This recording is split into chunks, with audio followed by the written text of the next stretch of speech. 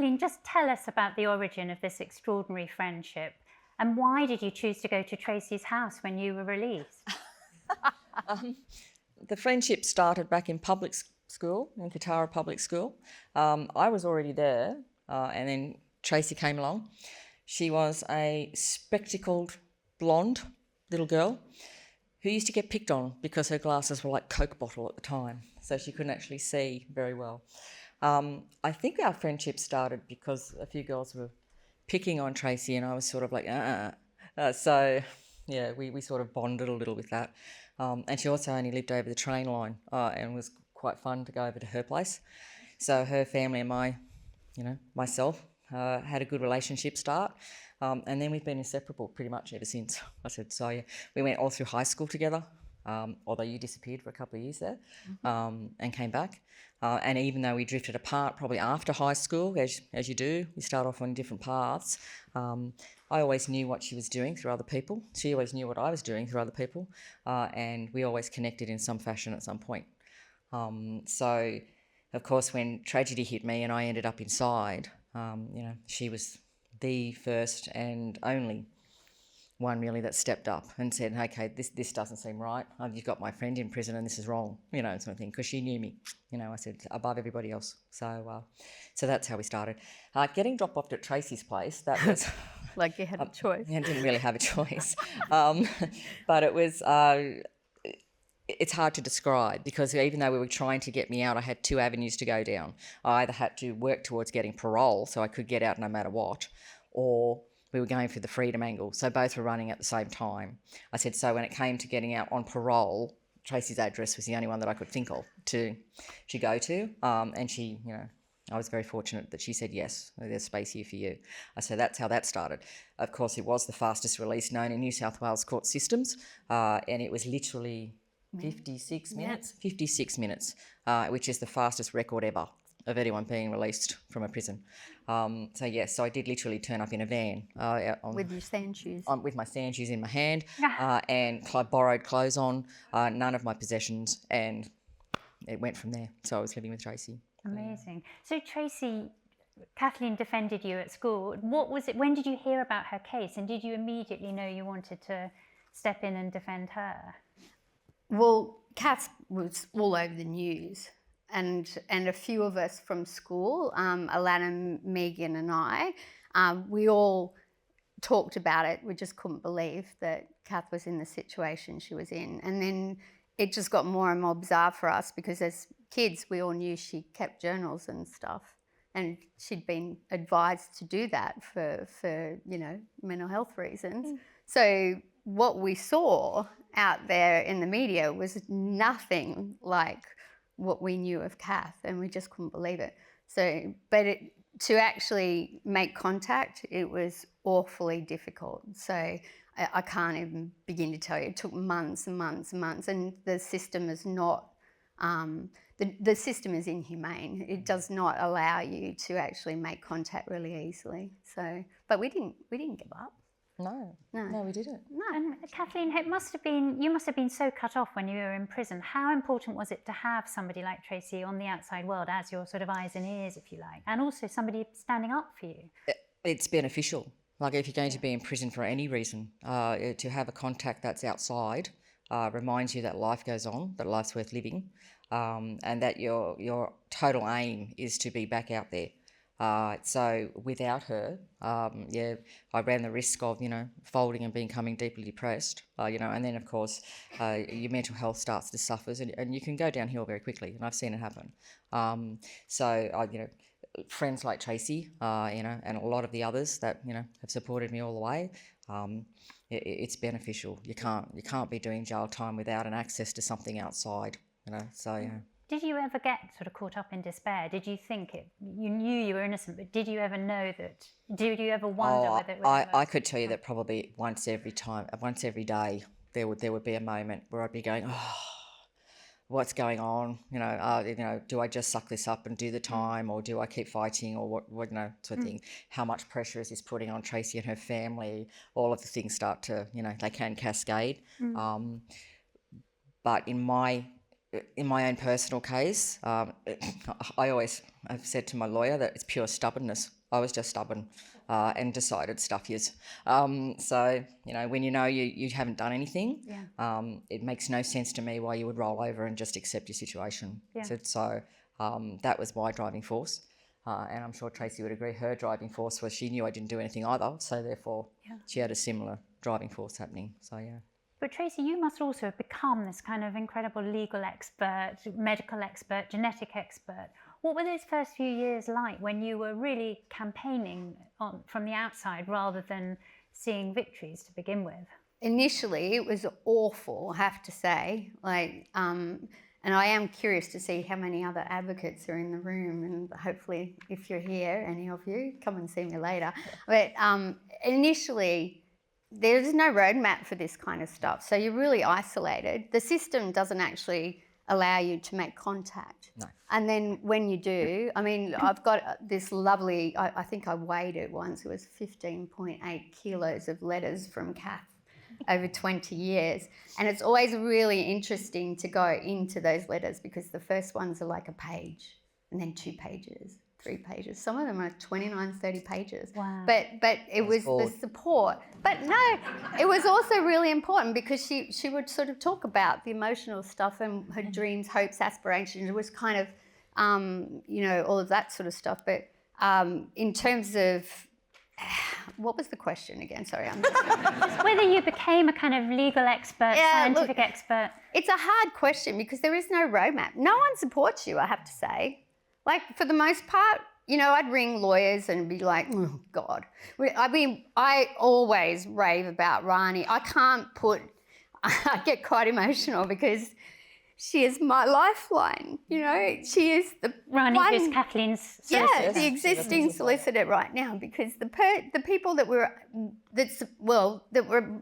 advocating for Kath at the beginning, you're not regarded. There's a lot of things that you can draw benefit from as an advocate. You're in a liminal space, so you don't have to worry about codes of ethics like all the scientists have to, and all the medical experts and the lawyers and so forth. So you kind of weave your way through. And yes, you have to become an expert. I can't begin to tell you. Emma Cunliffe, who I know is here, you've had the cast of thousands today, but Emma Cunliffe, I can't even put her high enough. But reading her book, there was times when I read Em's book when I'm sitting there with a legal dictionary and I'm learning so much at the same time because there's no roadmap. There is no one to help you. Yeah. You've got to do it yourself. Yeah. And that's why we're here tonight, because we really want to make a difference. We want to build that intellectual capital and, because it is hard. And did I ever intend to be an expert in this stuff? No, not at all. Did I intend to be in prison for 20 years? No, I did not. No. Well, it's fascinating. You wrote letters to Tracy. Was that almost a form of therapy? Why did you do that? When you're in prison, it's your only form of real communication. Yeah. And everything is monitored. I said you can have.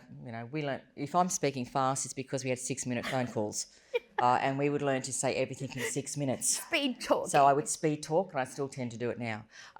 So were you allowed visits? Yes. Eventually we were, but it was hard. It was hard, and I was only allowed so many, and unfortunately because of the media making such a big high-profile case of it all, I was restricted as to who could see me and who couldn't, because you'd have lots of people who'd want to come and say hi out of curiosity, not because they wanted to, support you in any way. So I had to come up with a list, and of course Tracy was top on it, sort of thing. But letters in the end became your lifeblood, really. So. And, I did write journals prolifically, so I guess letter writing was just an extension. Don't ask me to write in a journal now, though, because I won't. I find it astounding that she's actually kept them all. It's amazing archive. So Well, it was, and that's the thing. There were so many questions. I had to ask Kath some really hard questions at the beginning, I have to say. And you did pay me back for that. It was like some of the letters. But that's the thing. The friendship is solid because we can say anything to each other and we trust each other. But you did. I had to ask the really hard questions. And I expected her to. Yeah. I did not expect her. If she was going to advocate for me and fight so hard, I expected her at some point to ask the the hard question. Okay. I said, but my answer was the same all the time. So, and it would be the same now if anybody asked me now. Which is I said, what? which is I was innocent. Yeah. I didn't do what they're claiming I did. And that was all it was to me. That was the bottom line. I said, so when she finally asked them, it took her a while. You didn't ask straight away. No. So I was waiting for it. But yeah, I was pleased when she did, because that meant that she was seriously going to go and take the advocacy role. Yeah, interesting. And Kathleen, was there a sort of eureka moment when suddenly you realised the genetic evidence had proven your innocence? What was that like? For me, it was once, I had a mouth swab done when someone was actually serious and came to the prison and said, we want to take some saliva off you. And I'm like, oh, happily, here. So, and for it to develop from there, that was quite a eureka moment, so I think, because that gave me the glimmer of hope that someone was trying to find an answer of some sort, instead of just believing the tripe that was coming out of, unfortunately, some media avenues.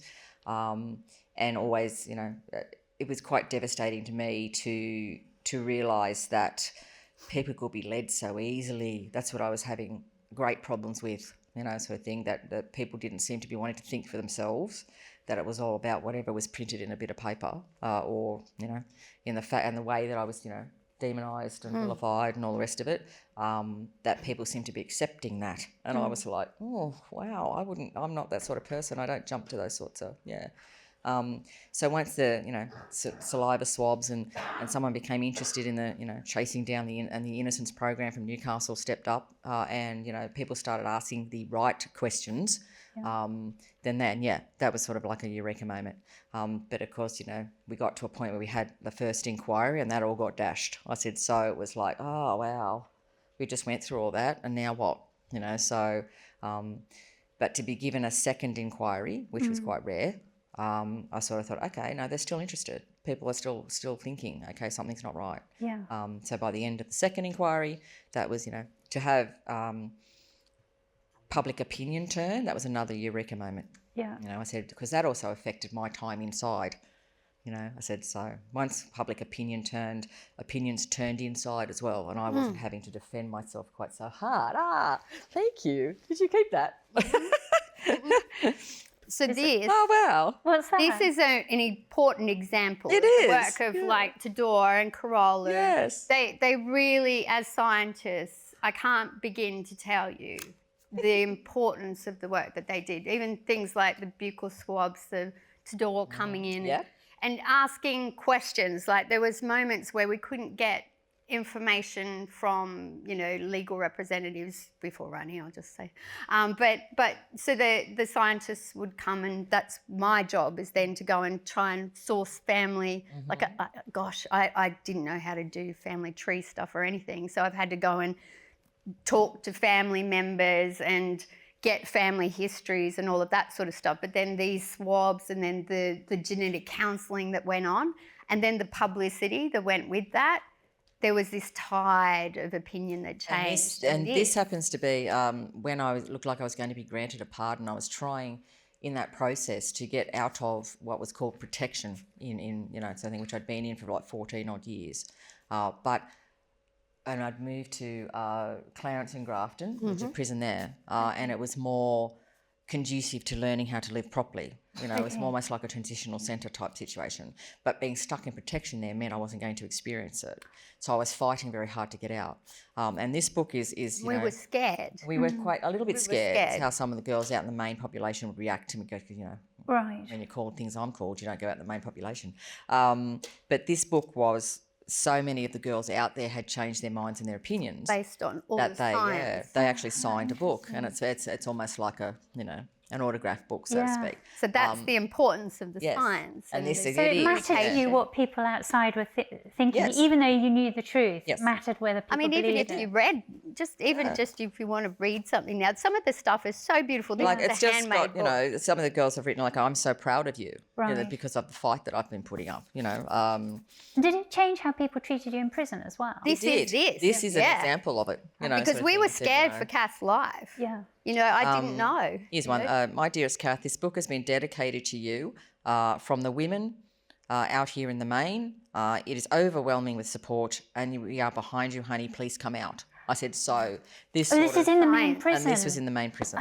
So yeah, This is what this was science- shown to governors and all sorts of Right. people to encourage them to make the decision to let me out there. I said, so, and it did make a huge difference. Yeah. So yeah, it was great. Mentally, that must have been a huge moment as well, where you felt Yes. people were beginning to believe you. Yes. Yeah. Not so much having to defend myself constantly. Yeah. So it was, yeah. Yeah.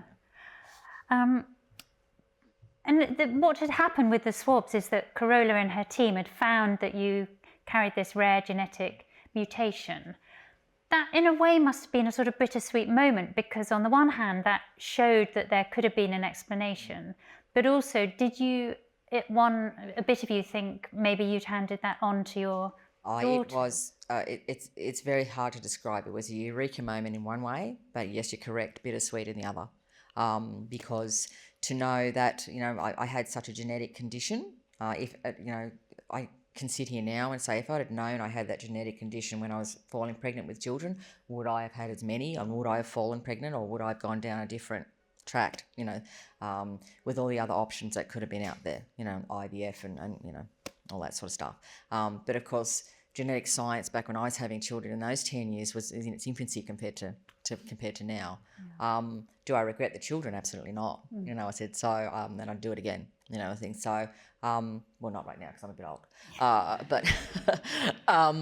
But yeah, so yeah, it is bittersweet. It's sort of like I was, Tracy knows I cried for a long time over that. Gosh, there was a lot of soul searching. There was a lot of soul searching with that, because it was sort of like trying to, okay, I'm telling everyone I didn't do anything, but genetically I did. So it was a very hard lesson to sort of try and get my head around. I said, so... lots of phone calls dedicated to that. Yes, there was, yeah. How did you reassure Kathleen, Tracy?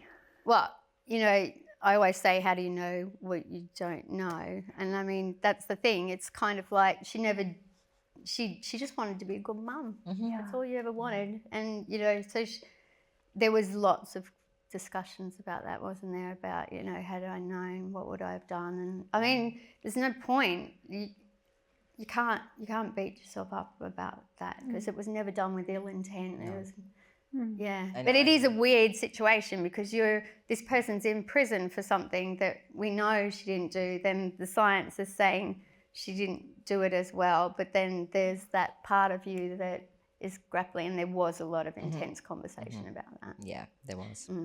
Yeah, fascinating. But then also it took so long, even when that sort of breakthrough moment happened, for the legal system to catch up. How frustrating was that, Tracy? I mean, and why did it take so long?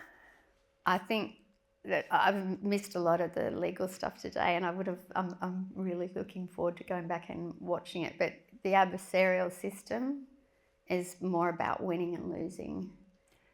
It's not necessarily, to me, about truth. Maybe that's a controversial thing to say, but that's where I've been, and that's what I've seen for 2 decades. And actually, science is about the truth. That's right. And I used to wear a T-shirt all the time, especially with Carola, and that some of the publicity shots was, what do we want? Evidence-based science. When do we want it? After peer review. I just wear that at media interviews just to piss people off. Because... Yes, I would be seeing something on screen, I'd get on the phone and go, oh, you're wearing that shirt again? But it worked. And Kathleen, this may sound an odd question, but do you think there was an element of misogyny in the justice system that... If you're talking, around 2000, you definitely... I'm going to be honest and say I definitely think so. And why? Unfortunately, I'm still thinking 20-something odd years later, we're struggling a little with it still. Yeah. Has it changed and improved? Of course, in a lot of areas it has. But from all the legal experiences that I've had, you've got to stop and think. I went through 17 judges, was it, Rani, around that? Yep, 17 judges, all male. I said, so I had a bit of an uphill battle to try to get any of them. Yeah, to sort of even understand where I was coming from. And why do you say there was misogyny? Do you think it was the attitude to you as a mother, or...? I just think... Back to Inquiry 1. Oh, back in Inquiry 1. It was so adversarial. You can listen to some of the most disgusting cross-examination, which is not supposed to be cross-examination from an inquiry ever. But there was this moment where they were making fun of Kath getting up and going to the toilet all the time. Like, we talk about this sort of stuff, you know, obviously had never had children and your bladder is like, you know, you have to pee all the time. So there was this moment where she says, poor Kathy. And I just was so disgusted. So you know, it's all on the public record. You guys can all go back and do research on this sort of stuff and hear how bad this is. Professor Cunliffe has written a book about it called Murder, Medicine, Motherhood that was early on, but it is there for you all to see. It is disgraceful. And is there a sense of sort of a view of what a perfect woman is? Is that part of it? Look, Perfect mother. Perfect mum. I'd say back and then when I was targeted with this stuff, the ideal mother, who is that? Yeah. There was a benchmark that was right up here. And I'd often thought to myself, there isn't a perfect mother in the world. Why are they making out that there should be? You know, in my case, you know, to go to the gym to stay healthy, fit and Keep seemed your to be a husband problem, healthy. to keep my husband Happy. by my side and happy, Yeah. turned into something that I shouldn't be doing. To go out dancing with my girlfriend, something I shouldn't be doing. An ideal mother doesn't do that. And we're all sitting there going, how many people in here go to discos dancing and carrying on even at this age? I said, we all still, you know, And like it's not to. like you did it all the time. Yes, no. But Tracy, there was also a refusal to take on board the science and these new developments. Why do you think the courts were so slow to do that? That's a really good question. You know, when you go back, and as I said, it's all there for inquiry one. It was pretty slam dunk from where I was sitting. I was just going like, you know, there was no way, except for the diaries, that they wouldn't have let Kath off. I was shocked with the outcome. But I guess they were able to then draw back to the things that they hadn't done right at the beginning and say that, well, she kept the diaries and I'm even more certain of her guilt because she didn't answer the questions about the diaries. Well, you didn't have mental health experts in the room. You never had mental health experts in the room. So there's this moment in Kath's case where science, I've always said, like psychological science as well as genetic science has come to play here. Right. And, you know, right at the very beginning with Kath's case, I'll even just say in inquiry 1-2, I wrote like a 69-page submission. Wasn't my best work ever because I did it over a few nights. But it was talking about the importance of journaling from a mental health perspective in grief and loss, gave them about 100 papers that could have been, you know, peer-reviewed, evidence-based, blah, blah, blah. They send me back, and Helen, who's also here in the room, a note just saying, we're not taking this evidence on, you're not an expert. So I just remember, what did I say to you? Well, you want an expert, I'm about to become one. Right. So you're not going to consider that, and that's the loophole to get you out, you know, and then you've got the tenacious lawyer and the amazing barrister, and they're not going to give up and they're going to find another way. I'm kind of glad we got the second inquiry because now we've got this footprint that we can't deny, and this is just going to keep building and building and building, isn't it? And then on top of that, this brilliant moment where you just go, I remember saying to Rani, well, if they didn't do it properly at the beginning with mental health, then that's kind of new evidence, isn't it? And then we were able to get the experts, and I remember Rani saying, you know, let's go and ask some experts, and we got the world-leading expert in journaling, and I had like 9 of his textbooks, and we asked him, and I think we got an answer 3 hours after it, because he went like, you're kidding me, aren't you? There's this woman in jail. Turns out I'm actually quite normal. Go figure. Yeah, lucky.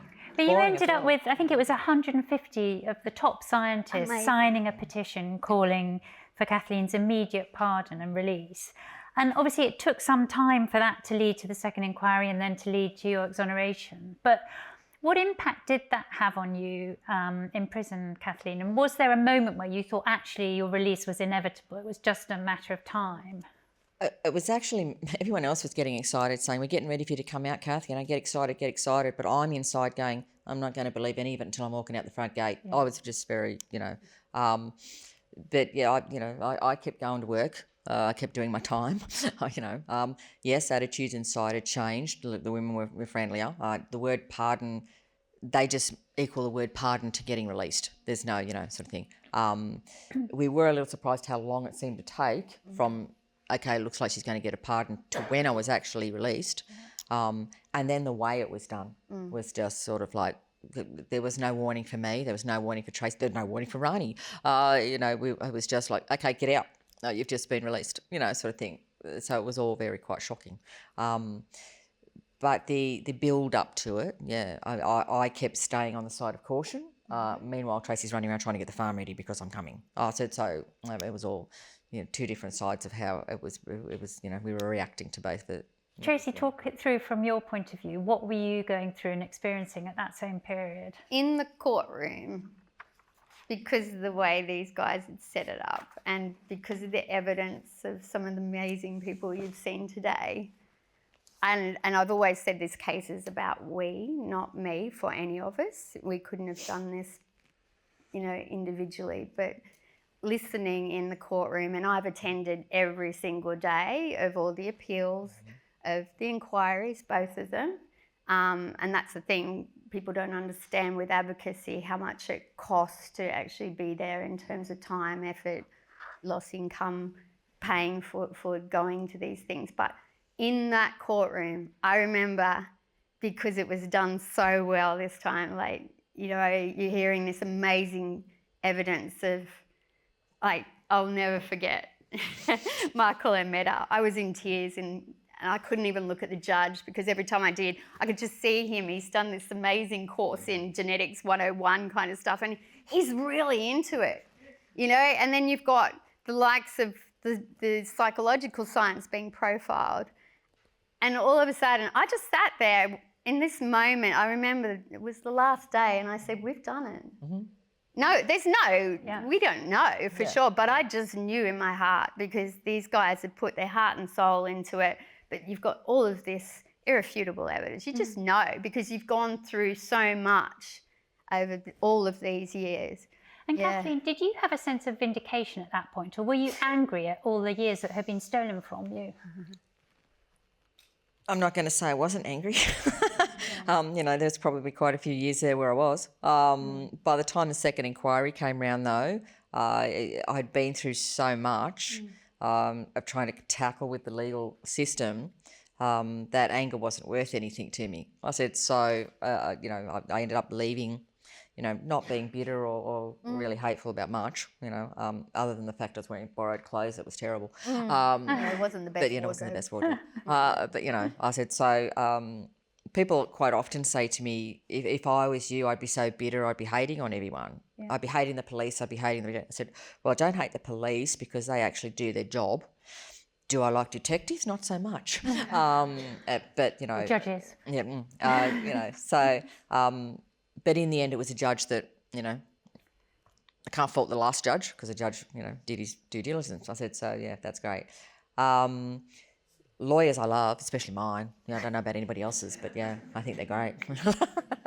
I said, but when people say you should be hating on things, I'm just sort of like, oh, look, I'm 58 this year. I don't have many years left. I'm not interested in hating. I said, I've got too much to try and do or live and too much to get on with. I said, I've got parties I've missed out on and birthdays and a bit of dancing, go figure. I said, I've got a dog. I'm starting to live a life. I said, so there's no room for hate. I said, can I understand why people would? Yes, I can.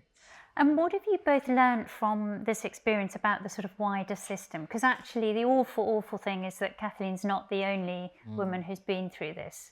What, Tracy, from your point of view, what do you think, what lessons can be learned? What needs to change so that other people don't have to go through this trauma in future?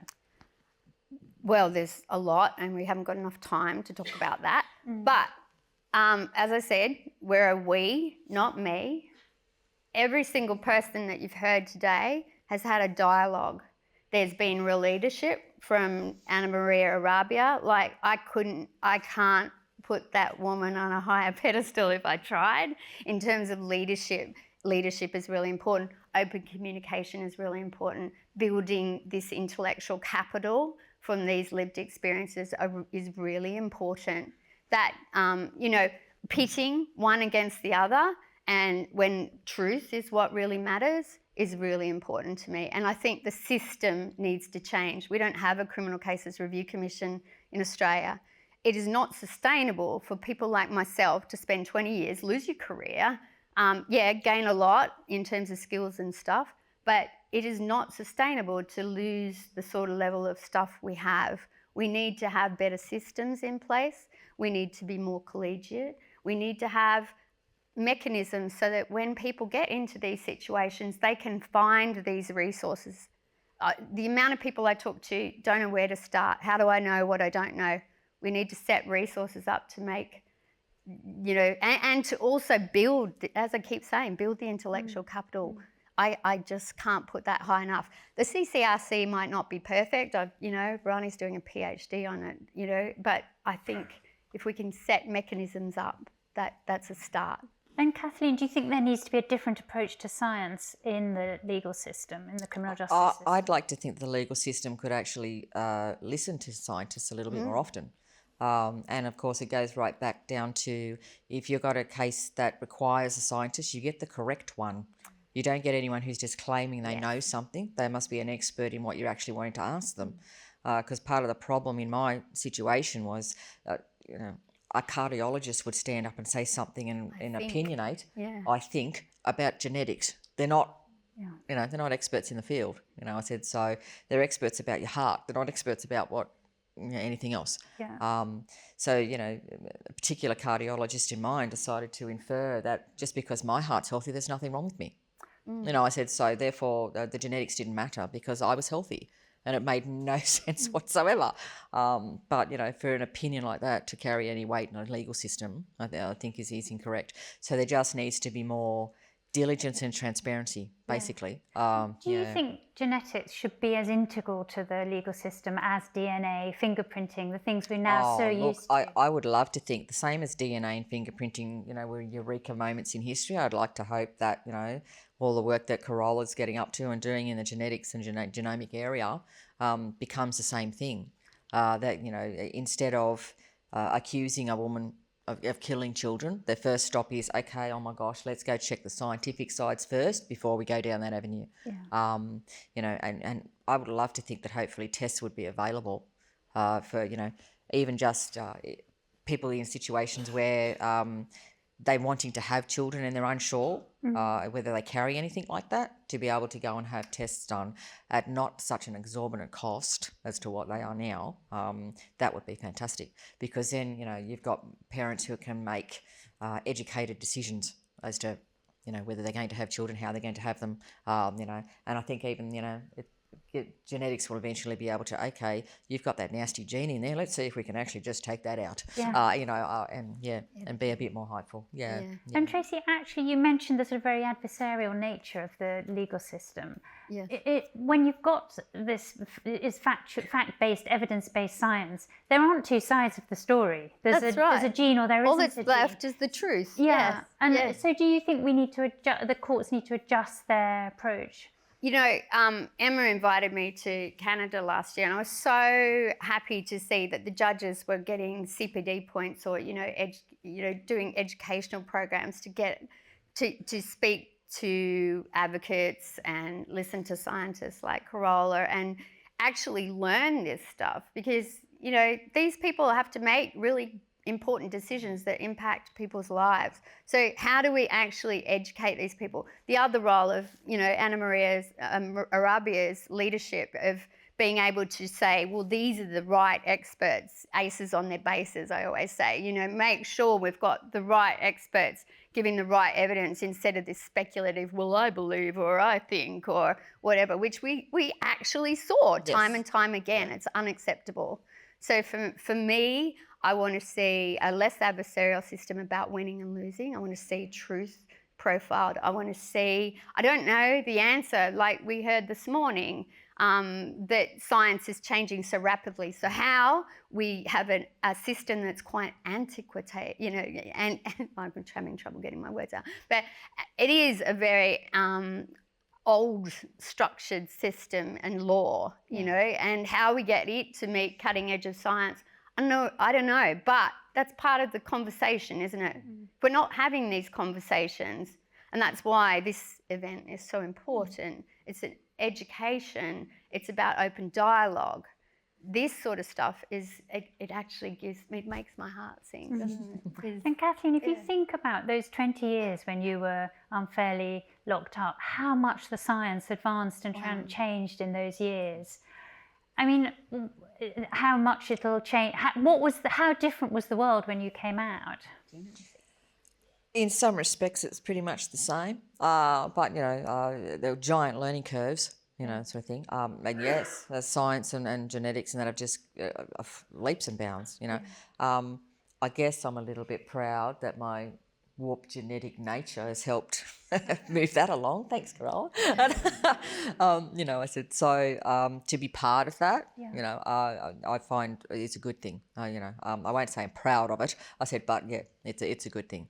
To be able to stand up and say, science did this, science created an answer, science gave me my peace of mind, and science helped me sit here today to be able to talk to everyone else. I said, so yeah. And obviously it's a terrible, terrible thing to have been through and to have happened, but if there were something to come out of it, some good to come out of it, what would you want that to be?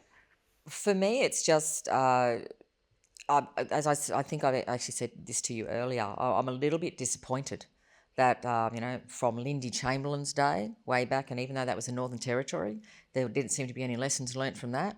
Then you have mine that was so prolifically meteorised and, all the rest of it, that no lessons seem to be getting learnt from that. I said, and we're still popping up with cases where the parents or females or both are just being targeted and told, you're a murderer, you must have done it, because that's the easier way to deal with it, rather than going down the road of trying to find out the actual truth or answers. I'm a little bit disappointed with that. So I'd like to think that hopefully with speaking out and doing things like this today, it hopefully can open up some eyes and some ears, and we start to do things a little bit differently. And humanise it. Yeah, I think because that's the problem. I said because it's just, it was such a horrific thing to be demonised, vilified, be called all the names that I was called for 20 years, and then have to accept that even today it will probably be a percentage of the population who still would love to call me all those things. I said because they don't wish to move on, or they don't wish to learn, or they don't wish to know, because it's easier to, Also just the fact that, for me, it can happen to anybody. This is not something that's selective, you can lose children for umpteen million thousands of reasons. I said, but it doesn't automatically mean that a person was involved. I said, so, and it's not just the wealthy, and it's not just the uber poor either. I said, I was simply just your ordinary working class, middle, upper middle, I guess. I said, but happened to me, could happen to you, could happen to anybody. I said, so we would both hope that when it does, as Tracy said, there's better systems in place where those people can get a bit more help than we both had, to do it. Kathleen and Tracy, thank you so much for sharing your story. It's been very, very brave, very moving and very powerful. Thank you.